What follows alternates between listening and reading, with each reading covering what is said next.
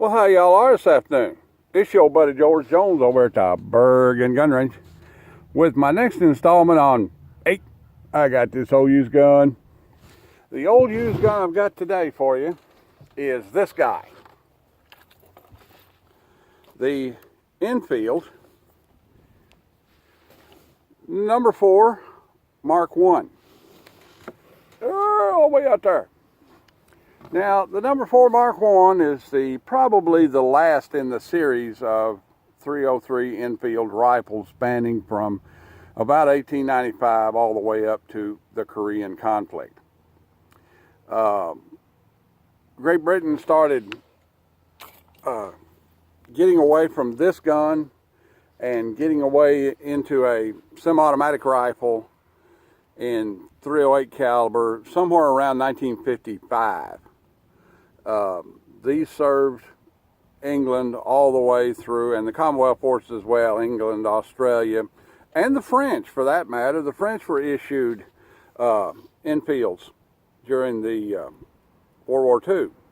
The Free French Army, the people that managed to escape German occupation and get to England and form French military units, they were issued these rifles.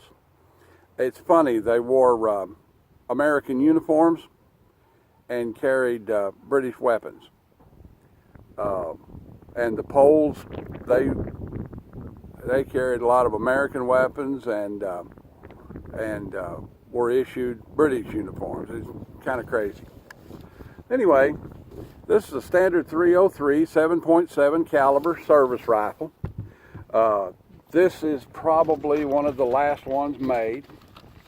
It uses, the example of the ammunition that we have is, this is Wolf MPA Military Classic, made in Russia, and looks a whole lot like 7.62 by 54 in the way that it's made. It was a copper war steel case and a copper war steel jacket, and I really don't know. Looks like, it's 303. You can tell it's 303, but it's Russian-made ammunition and looks very similar in finish to PKM ammo. That 7.62 by 54 ammo that you shouldn't shoot in your Mosin Nagant. But we're going to try this gun up here. Now, this gun is designed to load with 2 5-round stripper clips. I don't have any stripper clips for it. So the magazine is detachable. So, and that's why we're going to get it loaded here. Detach the magazine. We can detach the magazine. There we go. Get her loaded up here. You have to be careful when you're loading these things because you don't want to get it in a position of having rim lock. Rim lock is when you've got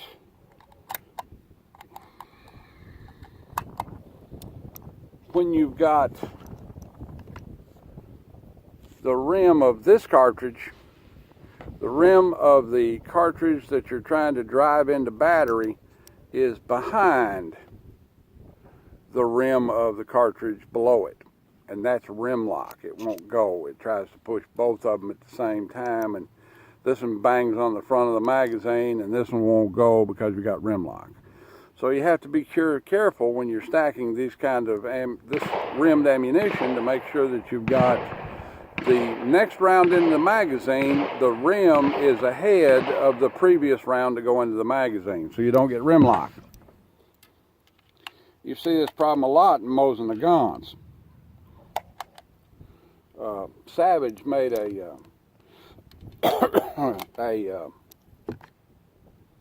30-30 magazine fed rifle that was bad to have rim locking issues. This guy holds 10. We'll put 10 in it. 1, 2, 3, 4, 5. Yeah, 10. Did we get 10 chunked up in this guy?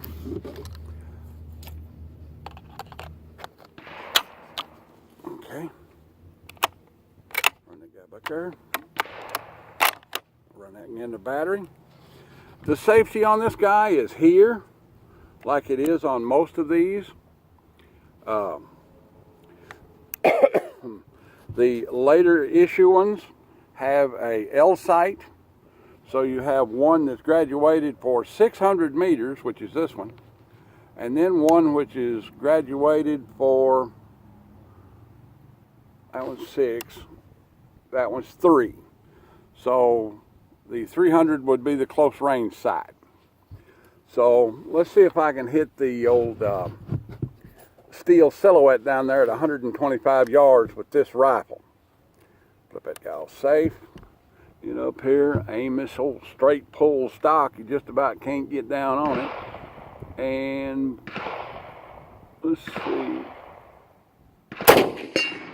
Wham! That's a whammer right there, buddy. That's a whammer. Get that out of there. Wham! Okay. That's a very acceptable wham. Makes me. You hear that? Let's see if I can hit it again.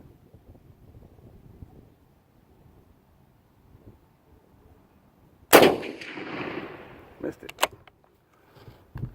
There's probably a reason why it's a good whammer. Let's get these little guys right down here just like that. Ah, that's better. That might be a little better. Yeah.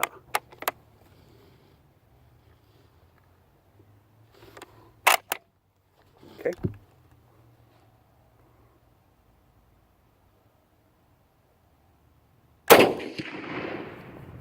There, that sounds a little better. I ain't hit it yet. Well, I hit it the first time. Hard to pick up that old front sight in that shadow down there.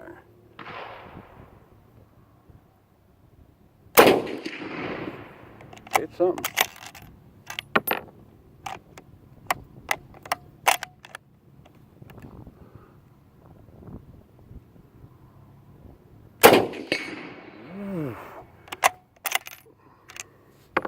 This gun shoots pretty good, but it has a real small barley corn front sight post, and down there in that shadow it's kind of hard to pick it up. But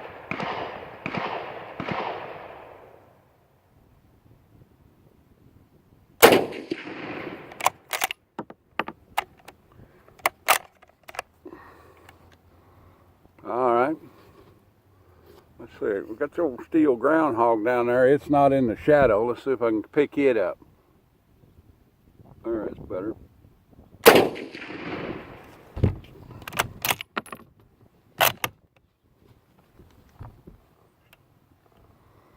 A left-handed guy. You watch Forgotten Weapons? That poor old feller, Ian McCullen, got the billy goat beard. Actually a nice guy. I don't want to say anything bad about him.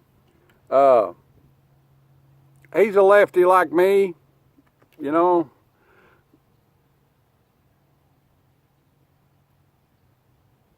Ooh, it hit it. I feel his pain, you know. I feel his pain being a southpaw with a bolt-action service rifle. Yep. Dang. Got one more. See if we can hit it here.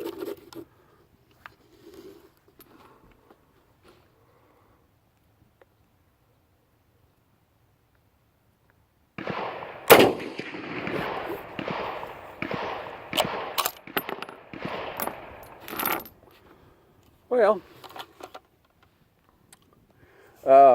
I think it's a lot more accurate than I shot it. Conditions are not real good for me today. It's a poor craftsman that blames his tools, so I'll have to blame me. It has a very keen little barley corn up here on the front of it. And it's a little hard for me to pick up. The backstop is, it's 5 o'clock in the afternoon. The backstop is in the shadow. The target paint hasn't been updated. Blah, blah, blah, blah. But this rifle shoots really good for its age. I checked the bore. The bore's in very good condition. That's one of the things you need to, when you're looking at one of these guys to buy them, is check your bore for condition.